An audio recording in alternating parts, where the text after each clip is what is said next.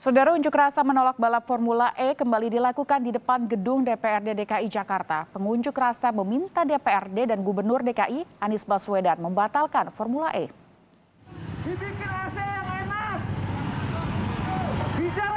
Massa yang menamakan diri Jakarta Bergerak menuntut Gubernur DKI Jakarta dan fraksi pendukungnya agar membatalkan ajang balap mobil listrik yang akan dilaksanakan bulan Juni 2022. Massa menilai Formula E sebagai pemborosan anggaran yang seharusnya bisa dialokasikan kepada rakyat.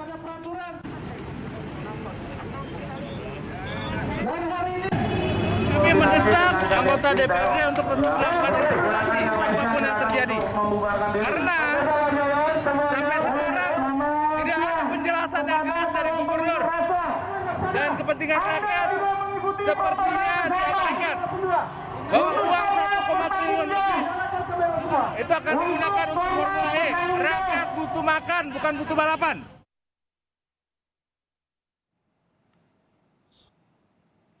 Staf Sus Menteri Sekretaris Negara Valdo Maldini menyebut alasan pemerintah pusat tidak mengizinkan Formula E dilakukan di kawasan Monas karena getaran dan resiko dari Formula E berpotensi merusak cagar budaya Monas. Meski demikian, Formula E masih diizinkan digelar di kawasan lain di sekitar Monas.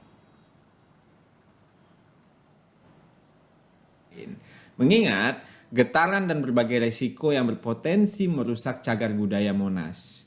Kawasan Medan Merdeka masih tetap dapat digunakan yang meliputi Jalan Merdeka Timur, Merdeka Selatan, Merdeka Barat sampai dengan putaran balik di depan RRI.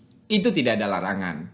Pemerintah pusat dan pemerintah daerah terus berkoordinasi, semua kemungkinan terbaik akan kita terus upayakan untuk dicapai. Anggota DPRD DKI Jakarta Gilbert Simanjuntak menyoroti proses persiapan Formula E di salah satu pulau reklamasi dinilai tidak pro lingkungan. Tanggapannya ini didasarkan pada kejadian sebelumnya di mana menurutnya persiapan ajang balap mobil listrik ini telah mengorbankan lingkungan seperti penebangan lebih dari 200 batang pohon di wilayah Monas yang tentunya membutuhkan waktu lama untuk dilakukan reboisasi kembali.